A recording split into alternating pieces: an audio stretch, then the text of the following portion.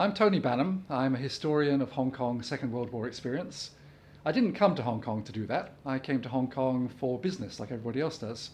I arrived here in the beginning of 1989, and by pure chance, I found very early on a previous book about Hong Kong and World War II. It was lying on a junk pile. I picked it up, read it, and I was fascinated.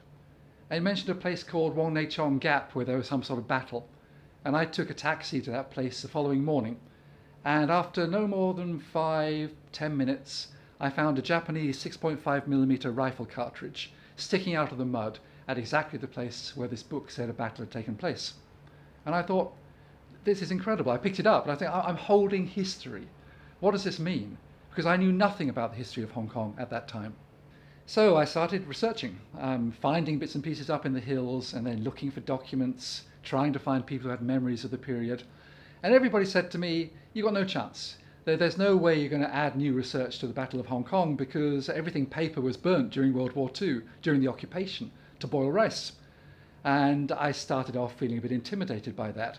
But what I wanted to do was get down a few layers, because the thing that struck me about the Battle of Hong Kong more than anything else was how small it was. When you talk about the Battle of Berlin, for example, there were millions of men, literally millions of men involved, thousands of aircraft, thousands of tanks. I remember one particularly good history about that battle where the historian admits he lost 10,000 men. He had 10,000 men at one point, he doesn't know where they went, and then they turn up again somewhere else sometime later in the battle. Hong Kong's not like that. In Hong Kong, the garrison here had at most 14,000, 15,000 people. And I realized very early on in my research, I could get down to the granularity of the individual's name, who they were, where they came from, what happened to them. And I found that fascinating. Previously, people had done that sort of research on very small battles, even smaller, like the Battle of Little Bighorn in the States or the Battle of Britain in the UK. But the idea of doing it in Hong Kong, in this exotic, fascinating environment, I thought was just so powerful that I couldn't let it go. And I started working on it within months of arriving in Hong Kong. And that initial work led up to my first book about 10 or 15 years later. You know, Hong Kong in 1940 was coming up to its 150th birthday. It was still a young colony, and it was a colony, and it's worth remembering that. So it was a divided place. The majority of people, of course, were local Cantonese Chinese people, and there was an elite at the top, and the elite were primarily foreigners, primarily British, but also a lot of Eurasians, and by that time some wealthy Chinese people as well. And it was a place founded on trading, all about trading. They weren't interested in politics. They were just interested in bettering themselves and making money. That's what Hong Kong was all about. As the Japanese threatened, a lot of people were wise enough to understand that there would be problems. And the British evacuated as many women and children as they could some 18 months before the Japanese attack came. And some of the wealthier Chinese people also realized it was an opportunity to get out before things got too bad. The great majority of people were too poor to do anything about it, as is always the case. Wherever wars go, the rich have opportunities, the rich have flexibility, the poor do not. And Hong Kong was poor in those days. Today we're so used to looking out over a vibrant, modern, rich city. We forget that in 1940, many people were labourers. They were working hand to mouth. It was a very unstable environment for them. Floods of refugees were coming in from China, avoiding the war up there where Japan had attacked years before. Refugees, poor people, people without opportunity, people without options. And they, as always, are the people who suffer. So when the Japanese attacked, the civilian experience really fell into two parts. There was the foreigners, the British, the Americans, the Dutch, the other foreign civilians, enemy aliens as far as the Japanese were concerned. When Hong Kong surrendered, those people were interned in formal internment camps. So they were put in Stanley internment camp. There were a couple of others, but Stanley was the biggest and the permanent camp. And there, it wasn't easy by any means, but nor was it that bad. The primary problems that people had in Stanley was that they were used to being rich and free, and in Stanley they had no privacy. They had very little food. They had only entertainment they could make themselves. They did not have their freedom. And those are the big constraints. It was not a terribly brutal camp, and people did die there because they didn't have enough medical supplies, but it was not that bad compared to the Chinese civilian experience, which was dreadful. And this is often, I don't know why, but it's whitewashed out.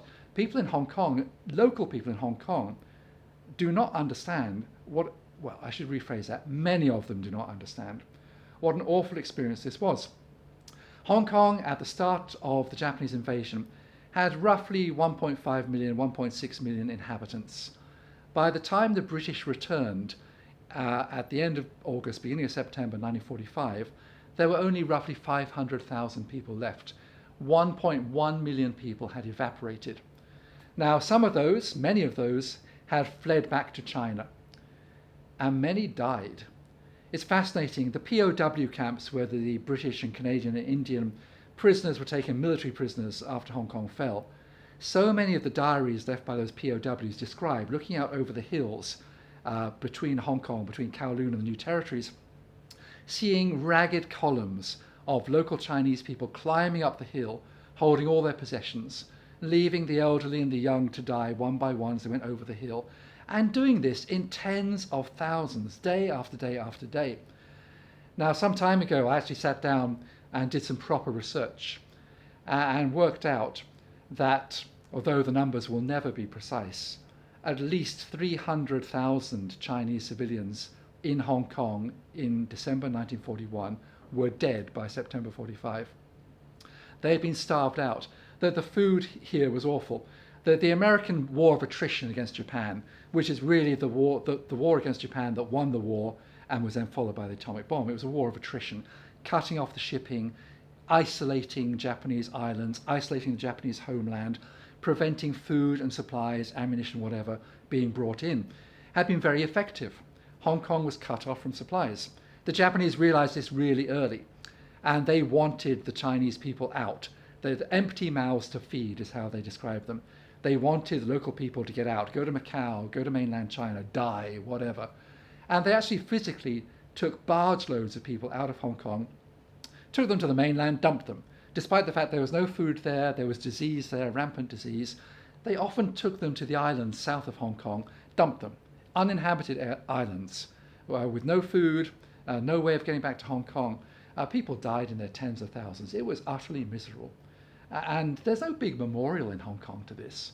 You go to Singapore, right in the centre of town, next to the Raffles Hotel, pretty much. There's a big, white, imposing memorial to the 55,000 odd civilians who died in Singapore during the war. There's no equivalent of that in Hong Kong. I've always found that really strange. You know, in London, the government knew that Hong Kong would be attacked at some point. In fact, very early on in the war, in 1940, they were so sure that Hong Kong would be attacked that they ordered all the British civilians to evacuate, all the women and children. In July 1940, they ordered them to evacuate via the Philippines to Australia. And yet nothing happened for another 18 months. But they knew it would happen. The original plan of defence, going back further, was that if Hong Kong was attacked, they would defend until the British fleet could come up from Singapore to relieve the attack. But of course, Singapore, as it turned out, was attacked at the same time as Hong Kong. So the guys here, the garrison here and the local commander, they knew that Hong Kong could not hold out very long. A matter of weeks, they were hoping. Now, Churchill in London, he had many bigger fish to fry. When the attack finally came in December 1941, Churchill's whole focus was on the Battle of Atlantic. The Battle of the Atlantic was where he thought Britain would either win the war or lose the war. If they lost the Battle of the Atlantic, they were cut off from America and from supplies, and that would probably be fatal. Again, he knew perfectly well that Hong Kong would be defeated, but he wanted Hong Kong to hold on as long as possible, because every day that Hong Kong held on was one more day where we could boast that, you know, we're not going to lie down in front of the fascist attackers, we're going to hold our ground. And he felt that that was a valuable way of gaining face. Whether he's right or wrong, anybody can judge for themselves. The people here in Hong Kong, they had some hope when the battle started on December the 8th.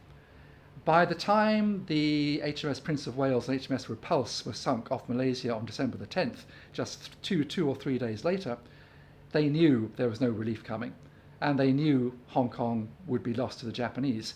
They had some hope There was talk, rumours about a 60,000 man army coming down from China to help relieve the attack here by attacking the Japanese from the rear. That was never going to happen. And I don't think many people really believed that it would. So really from December the 10th until the surrender of Hong Kong on December the 25th, it was a losing battle. And they held on, they did their best, but they knew that in the end they would be defeated. The Gin Drinkers Line, the line across the new territories to prevent the Japanese coming from the north to the south, it probably looked good on paper. It was too little, built too late. I remember once seeing a documentary describing it as a ribbon of white concrete. It was no such thing. It was a few pillboxes, a few trenches, a lot of barbed wire, and some paths which looked white from the air. But that was all it was. Had it been manned sufficiently, then it would have been some sort of barrier to a Japanese advance. But when I say manned sufficiently, I mean by more men than the garrison had in total. If you'd put a division or two divisions up there, then it probably could have slowed the Japanese down, by a large degree, instead of which it had a brigade or part of a brigade. And a brigade is 3,000 men, nothing like enough to cover that breadth of territory, that breadth of line. So the Gin Drinkers Line, it was at most almost like a propaganda effort. And the Japanese, as they approached, realized almost immediately that it was not held in anything like enough depth, nothing like enough manpower. And people again have blamed the Royal Scots, for example, saying, why did you let the Japanese punch through the Gin Drinkers Line at the Qingmen Redoubt so easily? Why didn't you have more patrols out there? Well, at that point, the Royal Scots at that location only had one patrol, and that patrol was out in the new territories and had come back to the Qingmen Redoubt at the time when the Japanese attacked. So it wasn't really their fault. The fault was they did not have enough men. Was that Maltby's fault? No, because Maltby was not responsible for saying how big the Hong Kong garrison should be. And as I said earlier, Churchill and others, they had a global responsibility, and they were much more interested in putting their forces where the forces could really make a difference around the globe. And that was not Hong Kong.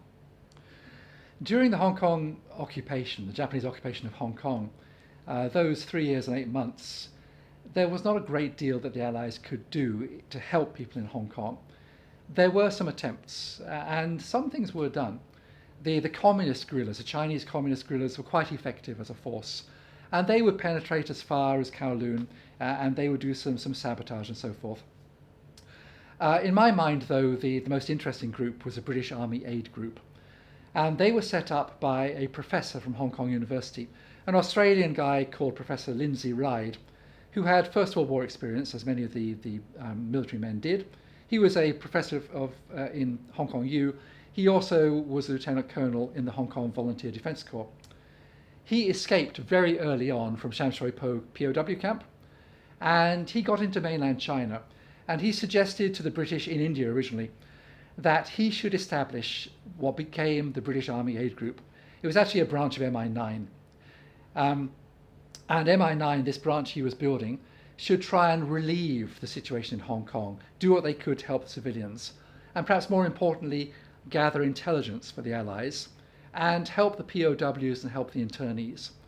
So he built up this fascinating organization. He was a Renaissance man. He was very qualified in many different fields, and he was a man of action, and those two don't often go together. So he was an intellectual, a very highly qualified man with many interests, and a man of action. And I think he inspired people, Hong Kong people, Chinese people, British people, whatever. And people joined him. And they built up this very, very effective spy network, which penetrated way into Hong Kong, penetrated into the POW camps, penetrated into the internment camps, smuggled in money, smuggled in drugs, and smuggled out in vast quantities information, intelligence, military intelligence. And that military intelligence facilitated the American bombing raids later in the war, for example, and kept things going. And even right at the end of the war, it facilitated the British taking over Hong Kong again, when the British Army Aid Group got messages through to Stanley saying, okay, the British are coming, go to central, re-establish government for the British before anybody else gets here. So that unit was really quite spectacularly efficient. They also did other things. When a lot of young, highly motivated Hong Kong people, Chinese people, joined them, they said, well, these guys would be more useful as a fighting force. And they built up this column of 128 young Hong Kong men, Chinese men, who were all, I say, highly motivated, many of them highly educated. And that formed another unit of the Chindits. And they sent these guys to Burma, where they became a very effective fighting force as part of Ord Wingate's Chindits, including providing Ord Wingate with his bodyguard come Batman. So it was a very interesting force, and I think a very significant one in terms of resistance to Japanese occupation during those years. Well, Christopher Maltby and some of the other British generals, they come in my opinion, for some pretty unfair criticism. Maltby himself had only arrived in Hong Kong in July of 1941. He was fresh on the ground, and he was actually a smart soldier. He had been put in the Indian Army, and when he graduated from the British Military Academy, only the top 1 or 2% were given to the Indian Army, because the Indian Army was a jewel in the crown. So he was actually a very smart guy. I don't think he was under any real illusion about how long Hong Kong could be held. And he made decisions pretty fast when they had to be made. He realized early on that the attempt to hold Kowloon and the new territories wasn't going to work, and that they should evacuate back to Hong Kong. And then as he reconfigured the defense of Hong Kong, I think it's again pretty clear he knew they could only last for a certain amount of time. He knew the Japanese would invade, and he knew they had to try and stop them on the beaches wherever they came from, and he also knew that that would fail, and as the Japanese got their beachheads, they would simply squeeze the defenders into smaller and smaller and smaller amounts of territory. And I'm pretty sure he knew that it would all be over in a matter of a few weeks. Brigadier Wallace, who was looking after East Brigade when the Japanese attacked, another Indian Army officer, another actual quick thinker, although again he comes in for some very, very bad press. Brigadier Lawson on the other side, also British, although he'd moved to Canada, and he was then a senior officer in Sea Force, the Canadian force. Those three actually could work together. And that's something, I think some people don't get this. When Brigadier Lawson was killed, that was a disaster, because Lawson was a British officer, he was a Canadian officer, he could handle Wallace, he could handle Maltby, he spoke the same language. And when he was lost, that potential cohesion failed. And this is an important point, because Sea Force, the Canadian contribution to the defense of Hong Kong, was 2,000 men. And once Lawson was lost, the ability to use those men to their best advantage was lost with him. Now, does that really matter in the great scheme of things? It probably only made a difference of a time, and probably only hours, or at most a day or two. So probably not that significant. Being in Hong Kong and being focused on this battle and having studied it for 30 or more years, I understand I'm biased towards it. When you think about the battle from the point of view of Ottawa or from London, the people in charge there were all First World War veterans of one sort or another, Churchill being an obvious example.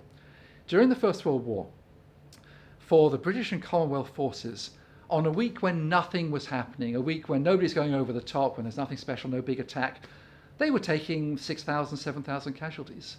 So to them, the Battle of Hong Kong, where you only had 14,000 or so people in the garrison as a whole, it was a pinprick.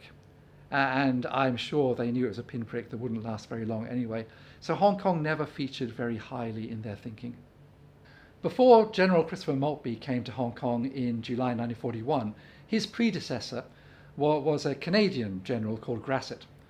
And when Grasset left Hong Kong, he went to the UK and suggested to the UK that if Hong Kong had 2 more battalions of infantry, maybe the Japanese would be deterred from attacking.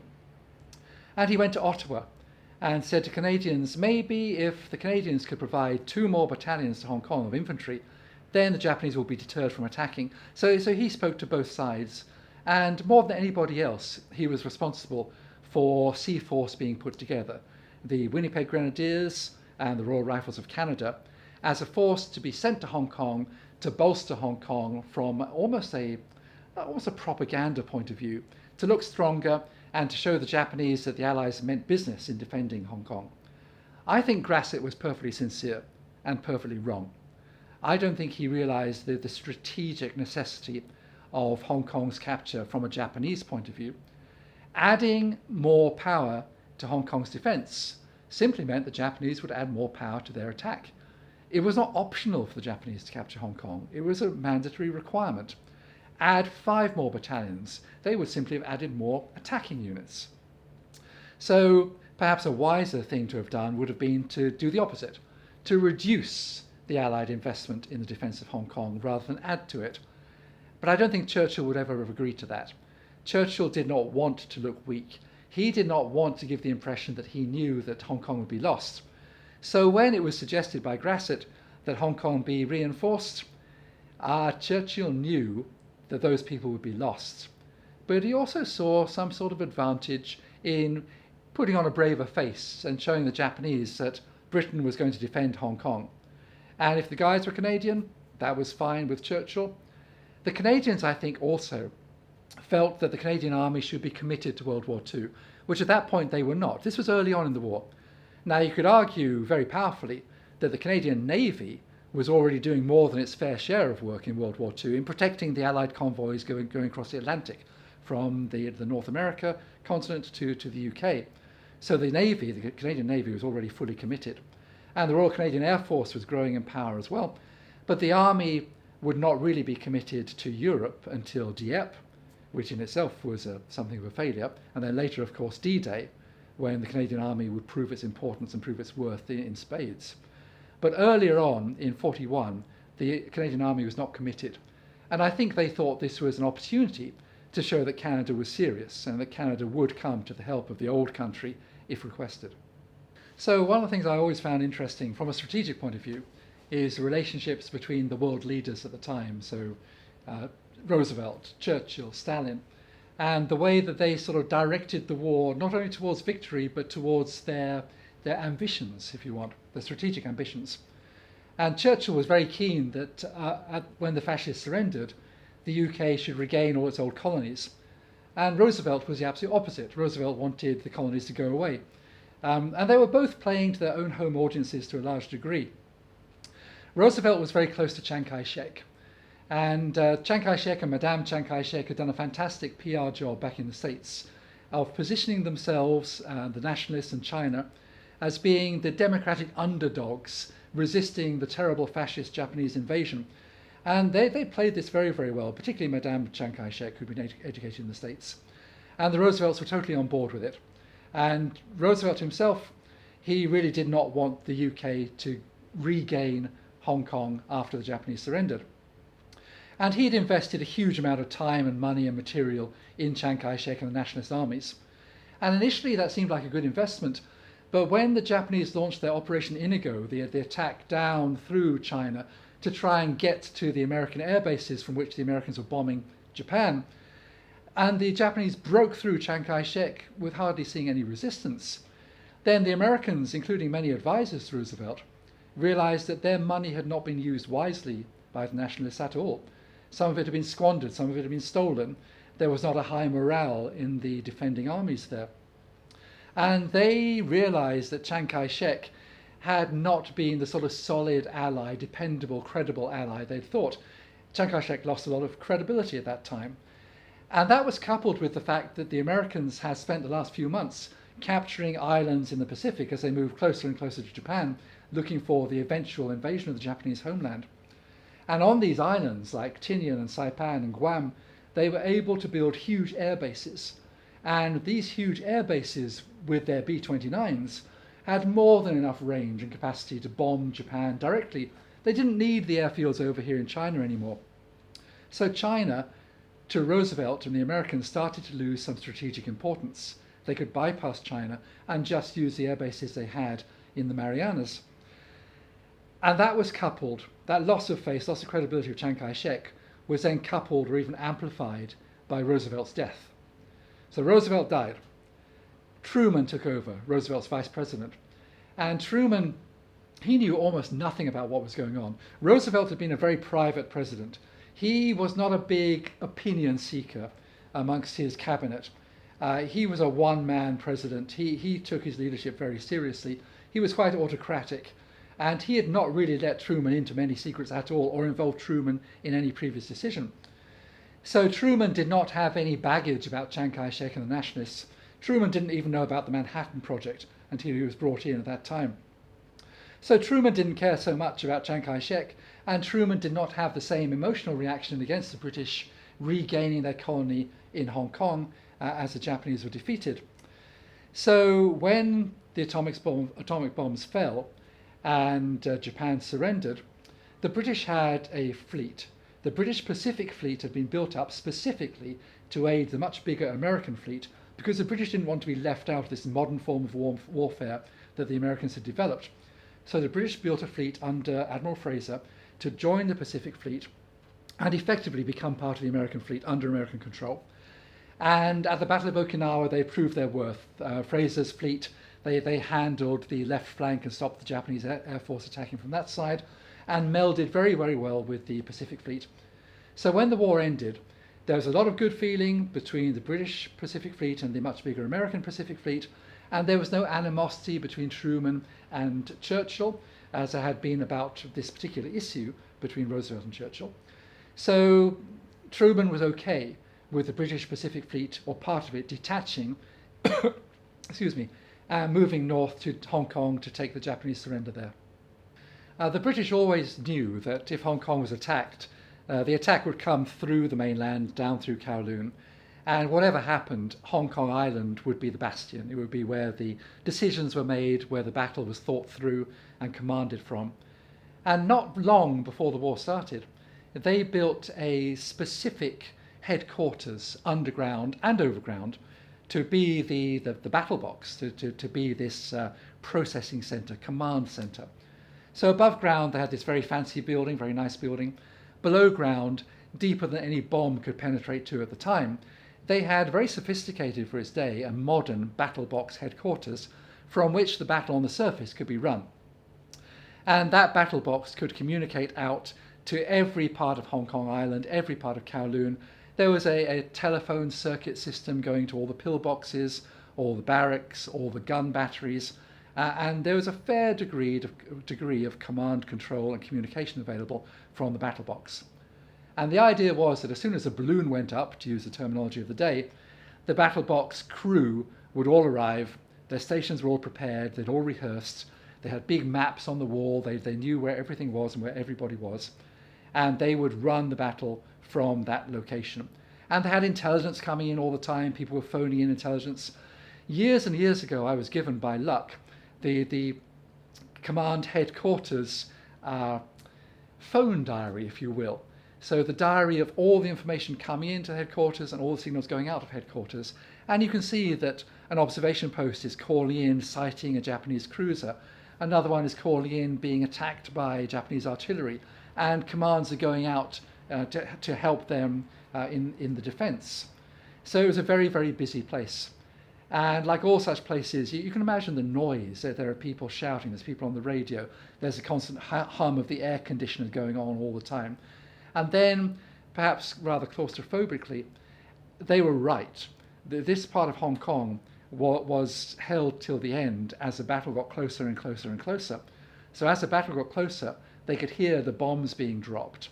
As they were talking on the phone to people out in the defences on the front line, they could hear machine guns, they could hear shells being fired. And then as the firing got closer and closer to the headquarters itself, they didn't need telephones to hear the firing. They could feel it in the ground shaking, they could hear it from above. So it must have been a very, very claustrophobic experience. And they went, I think, from being a sophisticated command centre in control of operations to being rats caught in a trap as the enemy got closer and closer and closer around them, as the enemy closed in on Victoria, what we now call Central, but Victoria City, which at that time was the heart of Hong Kong and the colony. Well, the question of when to surrender, I mean, that's a really interesting question in terms of Hong Kong, where the people in Hong Kong knew they would lose the battle, at least after December the 10th and the loss of the two capital ships off Malaysia. They knew they could not be relieved. They knew they would lose the battle. So when do you surrender? Now, Churchill, he's thousands of miles away in London. He's saying, fight to the last man, resist to the end, was his exact phrase.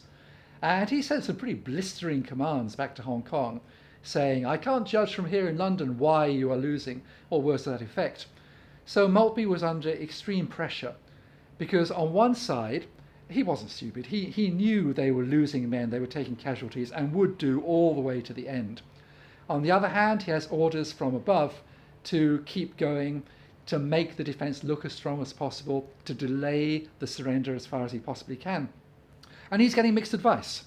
He's getting advice from somebody like Wallace, who was a bloody-minded old First World War brigadier in his mentality, saying, we can hold Stanley.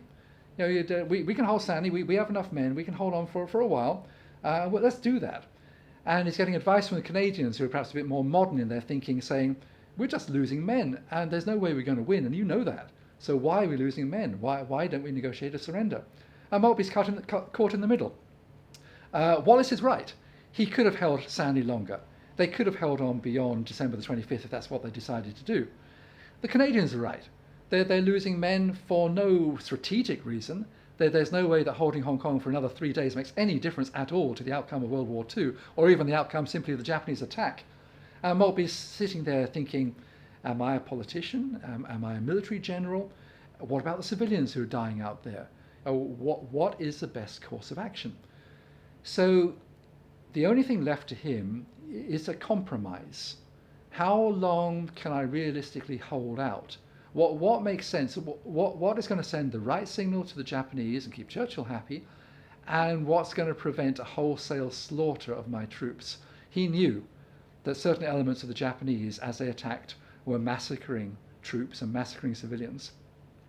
And he knew that if decisions were made on the front line before surrender, there would be more massacres. I'm pretty sure he was aware of that. So he calculated. And he calculated based on advice he was getting from the front line. And I think perhaps it was Lieutenant Colonel Stewart, Monkey Stewart of the Middlesex, who was a highly respected soldier. He was lost later in the war as a POW. He told Maltby at a certain point, there was a critical path for the Japanese. The critical path was not Stanley. The critical path is how do we get from the east side of the island to the west side of Ireland and capture Victoria, the city, the headquarters, the fortress. When you capture Victoria, Hong Kong is finished. Stuart's job was holding the front line in Wan Chai to prevent the Japanese coming in. And he held on very, very well. He did a fantastic job. And when he turned round to Maltby and said, we've got to the end. We've got the convalescents in the line. We've got wounded in the line. We have no reserves. There are no reserves. The Japanese are at the next block. We can see them. We can hear them. This is it. We have hours left at most. And I think that's the point where Maltby's mind was made up almost for him, where Maltby realised, okay, at this point, there's nothing to be gained. There's only things to be lost. We negotiate a surrender now, or we just take unnecessary casualties for a few hours more. So he made a decision. So roughly 3 p.m. on Christmas Day, that was it. Talk to Sir Mark Young, the governor, and then go to the Japanese and surrender. Was he right? Was he wrong? You know, it's very hard. It's impossible for you or I or you to make up your mind, to put yourself in Maltby's place. So much going on which we cannot imagine. We really cannot. We are not equipped, unless you've been through it yourself, you are not equipped to understand the pressure that somebody is under. Thousands of men are dying, and thousands more men might die, and thousands more men did die as POWs. All that is going through Maltby's mind. And he's looking at his watch, and he's thinking of Churchill. I think he probably did as good as anybody could do. And that's my opinion after 30 plus years of studying this. I could be wrong, I could be right. My feeling is he probably did the best job anybody could have done.